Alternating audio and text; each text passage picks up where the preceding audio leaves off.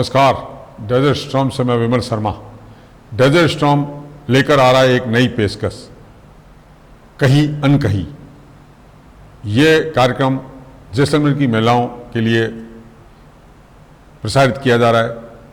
इस कार्यक्रम में महिलाओं द्वारा कहीं अनकही के माध्यम से अपनी बात महिलाओं के सशक्तिकरण के लिए अपनी बात रखेंगी, अपने जीवन की अनछुए पहलुओं को चर्चा करेगी। इनसे चर्चा करेगी हमारी एंकर योगिता सोनी, और हर रविवार को ये दोपहर 2:30 बजे के लगभग प्रसारित किया जाएगा। इसे देखना ना भूलें, ज़रूर देखें। धीरे धीरे रे मना, धीरे सब कुछ होए, माली सींचे 100 घड़ा, ऋतु आए फल होए। कबीरदास जी का ये दोहा आज के समय में भी सटीक बैठता है। अगर मन में संयम हो और सब्र हो तो हर काम अपने समय पे धीरे धीरे हो जाता है, और धीरे धीरे किया हुआ एक काम ही सही और पूर्ण रूप से होता है। नमस्कार, मैं हूँ योगिता सोनी और आप देख रहे हैं डेजर्ट स्टॉर्म न्यूज़ की हमारी कड़ी कहीं अनकही। आज इस कड़ी में हम स्वागत करेंगे डॉक्टर हेमतोष पुरोहित का, और उनसे जानेंगे हम आयुर्वेद के बारे में, आयुर्वेदिक चिकित्सा के बारे में। हेमतोष जी, आपका बहुत बहुत स्वागत है। बहुत बहुत धन्यवाद आपको कि आपने मुझे यहाँ पे बुलाया। सबसे पहले तो आपकी तो बहुत बहुत बधाई आपको, अभी जो आपकी पदोन्नति हुई है वरिष्ठ चिकित्सा आयुर्वेदिक अधिकारी के तौर पे। Thank you so much. Ayurveda को लेके जो एक सवाल रहता है कि इसका जो प्रोसेस होता है वो धीरे धीरे होता है। मैंने जब अपनी शुरुआत की थी दोहे से, वो इसी संदर्भ में था मेरे कि ना आयुर्वेदिक चिकित्सा लो या फिर जो में दूसरी एलोपैथिक लेते हैं, होम्योपैथिक, तो उसमें ये डिफरेंस होता है कि ये बहुत धीरे वर्क करता है। हाँ। तो ऐसा क्यों है? नहीं, ऐसा कुछ नहीं है। क्या होता है कि हमारे पास जो पेशेंट्स आते हैं ना, तो वो क्या करते हैं कि वो पहले इधर जाते हैं, उधर जाते हैं, अलग अलग हॉस्पिटल्स में दे टेक द ट्रायल्स कि चलो यहाँ चले जाते हैं, ठीक होता है तो ठीक है, नहीं तो चलो फिर दूसरा हॉस्पिटल, बड़े बड़े हॉस्पिटल्स जाते हैं। और उसके बाद में जब वो रोग 8 साल पुराना हो जाता है, 8 साल पुराना होने के बाद फिर हमारे पास आते हैं तो कि भाई कितना समय लगेगा हमको ठीक होने में। तो ऑब्वियसली ये तो आप मान के चलिए कि 8 साल पुराना रोग अगर है, 8 दिन में ठीक नहीं हो सकता, क्योंकि आयुर्वेद उसको निर्मूल नष्ट कर देता है। तो उसको उसकी जड़ तक जाने के लिए पूरा एक प्रोसेस होता है ना, तो उसको ठीक करने में टाइम लगेगा। लेकिन अगर आप उस रोग होते ही अगर आप आ जाते हैं आयुर्वेद में, तो उसको बहुत ही कम समय में, मामूली से समय में उसको आप ट्रीट कर सकते हैं। और ऐसा बिल्कुल ये एक मिथ है कि बहुत लंबा समय लेता है आयुर्वेद। आप जितना रोग को पुराना करेंगे, जितना रोग को आप लापरवाही से उसको इग्नोर करेंगे, जितना वो रोग पुराना हो जाएगा, क्रोनिक हो जाएगा, उतना लंबा समय लगेगा। मतलब आपके हिसाब से मतलब ये सिर्फ नहीं, एक ऐसा है कि ऐसा बिल्कुल कुछ बिल्कुल नहीं होता बिल्कुल। इवन जो अगर मान लीजिए जो रक्त तक जैसे कि जो होता है ना, रक्त विकार होते हैं, वो भी अगर आप टाइमली अगर आप आयुर्वेद में आ जाते हैं, बहुत जल्दी हमको 3 महीने में रिजल्ट्स मिल जाते हैं, विदिन 1 मंथ मिल जाते हैं। लेकिन अगर उसको पूरे तरह से निर्मूल उसको ख़त्म करना है तो 3-4 महीने में ख़त्म हो जाते हैं, ट्रीट हो जाते हैं, क्योर हो जाते हैं। Even not treat, exactly cure हो जाता है। पूरी तरह से एक ये मिथ है कि आयुर्वेद में बहुत लंबा टाइम लगता है, लेकिन सिर्फ बस इतना ही है कि आप फर्स्ट जो होता है ना, प्रथम पद्धति के रूप में, चिकित्सा पद्धति के रूप में अगर आप आयुर्वेद को अपनाएंगे तो डेफिनेटली आपको बहुत जल्द आराम मिलेगा। तो इसकी जो आयुर्वेदिक की जो मेडिसिन्स होती हैं, दवाइयाँ होती हैं, उसमें और जो ये हमें एलोपैथी में जो दवाइयाँ होती हैं, उनमें क्या फ़र्क रहता है? फ़र्क तो है, कोई दिक्कत उसमें ऐसा वो नहीं है। देखिए, मैं किसी पैथी को क्रिटिसाइज़ नहीं करूँगी, क्योंकि जब भी इमरजेंसी होती है ना, तो एलोपैथी काम आती है ना। कोई भी जैसे सूचर अगर लगाने, ऑपरेशंस होते हैं, जैसे कोई भी इमरजेंसी, तो एलोपैथी ही काम आती है। मैं उस चीज़ को क्रिटिसाइज़ नहीं कर रही हूँ। लेकिन हाँ, आयुर्वेद जो होता है ना, आयुर्वेद एक ऐसी चिकित्सा पद्धति है कि चिकित्सा पद्धति तो हम उसको बाद में बोलेंगे, वो एक जीवन शैली की पद्धति है। वो हमको जीवन जीने का, स्वस्थ जीवन जीने का एक तरीका बताती है। तो अगर आप स्वस्थ रहेंगे तो आपको रोग होंगे क्यों? तो आयुर्वेद हमको वो बताता है। तो हम लोगों के पास जो पेशेंट्स आते हैं, हम उनको जैसे ऋतुचर्या, दिनचर्या, पथ्य अपथ्य, यानी कि ऋतुचर्या यानी जैसे जैसे सीज़न चेंज होते हैं आपको क्या खाना चाहिए, क्या त्यागना चाहिए। दिनचर्या मतलब आप सुबह से लेकर शाम तक आपको क्या प्रोसेस फॉलो करना चाहिए, कितने बजे उठना चाहिए आपको, उसके बाद में क्या करना चाहिए, ना योगा, व्यायाम, और उसके बाद में फिर आपको किस तरह से आपको, जैसे आप ब्रश करते हैं तो ब्रश करते हैं एक नॉर्मल प्रोसीजर है, लेकिन इसमें कवल और गंडूश होता है हमारे आयुर्वेद में, जैसे कि त्रिफला का पानी जो होता है उसको मुंह में रख के हम लोग उसको चलाते हैं काफ़ी देर तक, 2 से 4 मिनट। तो एक दिनचर्या का एक पूरा प्रोसेस है सुबह से लेकर रात तक। तो और क्या क्या खाना चाहिए हमको, क्या नहीं खाना चाहिए, कैसे खाना चाहिए, आहार कैसे लेना चाहिए, क्योंकि आपको पता है कोई भी जो रोग होता है ना, हम जो भी आहार और विहार पे डिपेंड होता है। आप कैसा आचरण कर रहे हैं, जैसे कि आप जैसे अब रेनी सीज़न है, वर्षा ऋतु है, तो इसमें आपको क्या सेवन करना चाहिए, क्या नहीं करना चाहिए। अगर आप करना चाहिए तो पथ्य और अपथ्य। पथ्य मतलब आपको क्या सेवन करना है और अपथ्य मतलब आपको क्या नहीं करना है। तो इन सब चीज़ों का अगर ये 4 बेसिक चीज़ें अगर आप जान जाएंगे आयुर्वेद में, तो आयुर्वेद के थ्रू, तो मुझे लगता है शायद मेरे ख्याल से शायद 90% रोगों से आप दूर ही रहेंगे। मतलब आपका कहना मतलब एक तरह की चिकित्सा न हो के एक जीवन पद्धति, जीवन शैली की पद्धति है। जो हमारा जो आयुर्वेद में प्रथम प्रयोजन जो है, हमको जब स्टार्टिंग से शुरुआत से जो हमको पढ़ाया जाता है, प्रथम प्रयोजन हमारा है कि स्वस्थस्य स्वास्थ्य रक्षणम, यानी कि मतलब स्वस्थ व्यक्ति के स्वास्थ्य की रक्षा करना। और फिर सेकंड आता है कि विकार प्रशमनम, यानी कि कोई विकार अगर हो जाता है तो उसको कैसे ट्रीट करना। तो इसीलिए मेरे हिसाब से आयुर्वेद को हम किसी से पैथी से कंपेयर ना करें तो बेटर रहेगा। दोनों अपनी अपनी पद्धतियाँ हैं और हाँ, दोनों का सबका महत्व अलग है और बहुत अपने में अहम है। जी, ऐसा कुछ नहीं। आप इस फील्ड में कैसे आ गए आयुर्वेद के? क्योंकि जनरली हम लोग डॉक्टर तो नाम से कि डॉक्टर बनना है या वही है, एलोपैथी दिमाग में आता है। आयुर्वेद की दिशा किसी ने बताई? नहीं, it was by chance at all. मतलब क्या हुआ था कि मैंने 12th किया, 12th कंप्लीट करके मैं क्योंकि दिल्ली से मेरा एजुकेशन हुई है, तो मैंने DPMT दिया था। उस टाइम PMT चलता था, अब तो नीट हो गया। तो DPMT दिया था, CPMT दिया था, और उसमें सिलेक्शन नहीं हुआ तो मैं थोड़ा सा हताश और निराश हो गई थी। लेकिन मेरे मन में पता नहीं ऐसा क्यों था कि मैं ड्रॉप नहीं करना चाह रही थी, मैं मेरा साल वेस्ट नहीं करना चाह रही थी। तो मेरे पेरेंट्स से मैंने डिस्कस किया, तो मेरे फादर बहुत ज़्यादा मतलब पूजा पाठ में विश्वास करते हैं बहुत ज़्यादा, तो ऐसे करके तो उन्होंने मुझे बोला कि मतलब उन्होंने बहुत मॉरल सपोर्ट दिया कि नहीं डिप्रेस मत हो, अपन देखते हैं। तो मैंने फॉर्म भरे ग्रेजुएशन के, BSc के, मुझे अच्छे से याद है, दिल्ली यूनिवर्सिटी में, किरोड़ीमल कॉलेज और बहुत सारे कॉलेजेस में मैंने फॉर्म वगैरह भरे। फिर इन द मीन टाइम मेरा दिल्ली यूनिवर्सिटी के थ्रू एक एफिलेटेड कॉलेज है, आयुर्वेदिक एंड यूनानी तिब्बत कॉलेज, उसका एक क्या कहते हैं विज्ञप्ति निकली, मतलब विज्ञप्ति तो नहीं कह सकते उसको, मतलब एक एडमिशन फॉर्म का एक वो निकला था।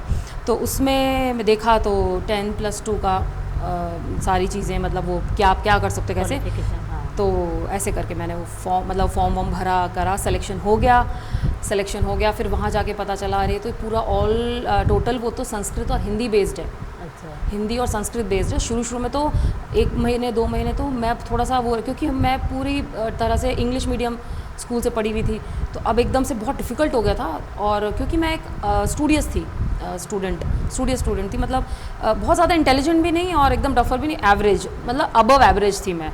तो मुझे एकदम से ऐसा लगा कि मैं कैसे कवर अप करूँगी, तो मुझे ये टेंशन हो गया कि मैं पढ़ूँगी कैसे हिंदी और संस्कृत। लेकिन बाय द टाइम जैसे जैसे मैंने उनके प्रिंसिपल्स, आयुर्वेद के जो प्रिंसिपल्स हैं हमारे, उन सबको मैंने समझा करा, तो धीरे धीरे मुझे इंटरेस्ट डेवलप होने शुरू हो गया। और सेकेंड ईयर तक तो बिल्कुल हमको ऐसा लगा हाँ अब हम डॉक्टर बन रहे हैं। और हमको दोनों पढ़ाया जाता है, एलोपैथ भी पढ़ाया जाता है उसमें सिलेबस में, और आयुर्वेदिक भी उसमें पर्सपेक्टिव पूरा आता है। तो ऐसे इसी तरह से स्टार्ट हुआ। और फिर धीरे धीरे जैसे जैसे फिर क्या होता है कि हम लोग जैसे अब जब चिकित्सा करते हैं ना, पेशेंट्स जब ठीक हो जाते हैं, तो वो उनके भी रिव्यूज़ हम लोग जानते हैं, तो उनको भी आयुर्वेद पैथी के ऊपर बहुत ज़्यादा ट्रस्ट होता है। नो डाउट, क्योंकि अवेलेबिलिटी नहीं होती हर जगह, पहले उस टाइम नहीं होती थी हर जगह अवेलेबल, अब तो हर जगह पे आयुर्वेद औषधालय है और सरकार इतना कुछ आयुर्वेद के लिए कर रही है। उस टाइम आज से काफ़ी चैलेंजिंग होता था, इसीलिए लोग इतना ज़्यादा आयुर्वेद के प्रति वो नहीं थे। लेकिन अब तो आप देखिए तो गांव में ये आयुर्वेद औषधालय खुले हुए हैं, तो बहुत अच्छा। आप जैसे दिल्ली से आए हैं, हाँ। दिल्ली से जैसलमेर आए, आपको लगता है कि यहाँ पे जागरूकता कम है आयुर्वेद हाँ। को लेकर, ऐसा लग रहा है, या कि नहीं वहाँ पे भी इतना ही है, ज़्यादा फ़र्क मुझे नहीं लग रहा है? नहीं, ऐसा कुछ नहीं है। जागरूकता का अगर आप देखें तो हम जो मतलब मेरे जो कॉलेज में हमारे वहाँ पे जो हॉस्पिटल था, वहाँ पे पेशेंट्स 100+ की ओपीडी होती थी, 100+ की ओपीडी, क्यों? स्पेशलिस्ट डॉक्टर्स बैठते थे। तो मुझे ऐसा नहीं लगता कि आयुर्वेद के प्रति जागरूकता नहीं, आयुर्वेद के प्रति जागरूकता है। मुझे ऐसा लगता है शायद कि अप्रोच नहीं हो पा रही है उन लोगों को आयुर्वेद के प्रति, जहाँ तक मुझे ऐसा लगता है। बाकी जो जैसे हम लोग, मेरा हॉस्पिटल यहीं पे गांधी कॉलोनी में ही है जहाँ पे मेरी पोस्टिंग है, तो वहाँ पर जैसे आसपास के जो भी लोग हैं, जैसलमेर ज़िले से जुड़े हुए जो भी लोग आते हैं, उनको फ़ायदा मिलता है, आते हैं और बिल्कुल उनको वो जागरूक हैं, बहुत ज़्यादा जागरूक। और मुझे लगता है शायद कोरोना के बाद तो और ज़्यादा जागरूकता हुई है, बहुत ज़्यादा जागरूकता। इसमें आप कहीं ना कहीं जैसे बाबा रामदेव वगैरह का भी मानेंगे कि कहीं ना कहीं उनके भी सपोर्ट है? बिल्कुल है, बिल्कुल है, बिल्कुल है, बिल्कुल है, हाँ बिल्कुल। आयुर्वेद का कोई भी मतलब पॉजिटिव और लीगल अगर जो भी वो है क्या कहते हैं उसका प्रचार प्रसार है अगर, तो मुझे लगता है कि क्यों हम अपना ईगो बीच में लेकर आए कि नहीं पतंजलि क्यों, बाबा रामदेव जी क्यों? उनका बहुत बड़ा रोल है, नो डाउट उनका बहुत बड़ा रोल है। वो भी जो एक प्रोसेस बताते वो भी उसी का हिस्सा है कहीं बिल्कुल ना कहीं, जो बिल्कुल योग वगैरह है ये बिल्कुल आयुर्वेद बिल्कुल का हिस्सा और हम है। मुझे तो बहुत गर्व होता है कि आयुर्वेद और योगा को इतना आगे और इंटरनेशनली जो है जो लेकर आए हैं, जिनका हाथ है, उन सबको मेरा तो बहुत बड़ा मुझे बहुत अच्छा लगता है कि वो लोग इसको पैथी को आगे लेकर आ रहे हैं। आयुर्वेद में भी किसी मरीज को वैसे ही ट्रीट किया जाता है जैसे एलोपैथी में है, आए उन्हें अपनी प्रॉब्लम पूछी और मेडिसिन लिख दी? नहीं, पूरा अच्छा सा उनको काउंसलिंग करनी, उनकी प्रकृति पूछनी पड़ती है कि जैसे हमारे इसमें देखिए बहुत सिंपल सी चीज़ है, जैसे अगर बुखार है ना, तो बुखार भी वो किस तरह का बुखार है, वातज है, पित्तज है, सन्निपातज है या द्वंद्वज है, मतलब हमारे जो मेन जो उसके जो वो है ना प्रिंसिपल्स आयुर्वेद के, उसके अकॉर्डिंगली हम लोग उसको पहले वो डिफ्रेंशिएट करते हैं और उसके बाद में डिफरेंशियल डायग्नोसिस करने के बाद हर ज्वर का एक अलग वे ऑफ ट्रीटमेंट होता है। तो सब चीज़ें कॉमन नहीं है। उनका तो जैसे मान लीजिए जैसे है तो उनका तो एंटी एनाल्जेसिक जैसे पैरासीटामॉल है, तो हमारे पास तो बहुत है, number of drugs, number of tablets, बहुत सारी चीज़ें, ऐसी बात नहीं है। जैसे एलोपैथी में अक्सर माना जाता है अमूमन दवाइयों में कहीं ना कहीं मतलब एक वो नशा रहता है कि जैसे खांसी की है तो आप सो जाओगे। हाँ। तो आयुर्वेद में भी ऐसा रहता है नहीं, कि कहीं ना नहीं, कहीं नहीं, वो उस चीज़ को नहीं, कुछ नहीं है ऐसा कुछ भी नहीं, टोटली हर्बल होता है और इसमें ऐसा कोई भी सिडेटिव नहीं होता है क्योंकि प्योर हर्ब्स होते हैं, ऐसा कुछ नहीं। ठीक है आपके आयुर्वेद में किस तरह की होती है? आयुर्वेद में टैबलेट्स होती हैं, चूरन होते हैं, है ना, और क्या कहते हैं काढ़े होते हैं जी, है ना, और सिरप्स भी होते हैं आजकल तो सब तरह के आते हैं, सब चीज़ें आती है, बहुत बढ़िया है। और अभी तो गवर्नमेंट इतनी अच्छी सप्लाई दे रही है गवर्नमेंट हॉस्पिटल्स में कि मुझे लगता है शायद पेशेंट्स को 80% दवाइयाँ वहाँ अवेलेबल है, ऑल टाइप्स ऑफ, हाँ ऑल टाइप्स ऑफ, मतलब अमूमन सब रोगों की अब आपकी बहुत आयुर्वेद में इलाज है। और पिक्यूलियर मैं सबको आपके चैनल के थ्रू ये भी रिक्वेस्ट करना चाहूँगी कि मेल हो चाहे फीमेल हो, लेडीज़ और जेंट्स दोनों, उनको ना आजकल बहुत ज़्यादा आपने देखा होगा इंडाइजेशन के कारण क्या होता है कि अर्श यानी कि पाइल्स, फिस्टूला, है ना, और फिशर, ये 3 चीज़ें ऐसी हो चुकी हैं कि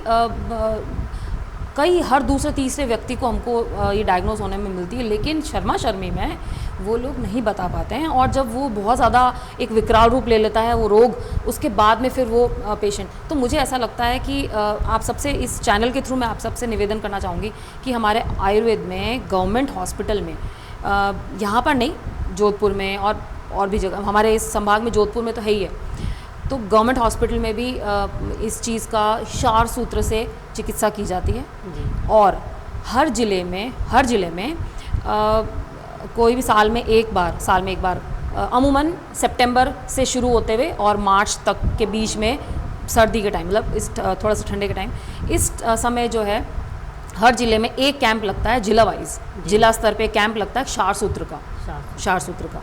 तो मैं आप सबसे ये निवेदन करना चाहूँगी इस चैनल के थ्रू कि जो भी इस रोग से पीड़ित हैं, कृपया अपने नियरेस्ट जो औषधालय, आयुर्वेद औषधालय या चिकित्सालय है, उसे संपर्क करें और उनसे इस रोग के बारे में डिस्कस करें, ट्रीटमेंट लें और उसको क्योर करें। क्योर का मतलब बिल्कुल जड़ से खत्म, निर्मूल कर। हाँ, और ये बहुत सफल, मतलब 99% हमको इसमें सफलता मिलती है इस शार सूत्र में, इसका रिकरेंस नहीं है, मतलब बहुत रेयर है कि मतलब अगर एक बार शार सूत्र के थ्रू ये जब ट्रीटमेंट हो जाता है तो उसके बाद में वापस नहीं होता है। तो हम हमारे व्यूअर से कहेंगे कि हाँ। आप भी अपने रोगों को छुपाएं ना, हाँ। चाहे हालांकि कोई भी रोग हो उसे छुपाना नहीं चाहिए। जितना बिल्कुल, हम उसको डिस्कस करेंगे, खुल के बताएंगे अपने चिकित्सक को, उतना ही हम उस बीमारी से बिल्कुल बिल्कुल निजात पा पाएंगे। बिल्कुल।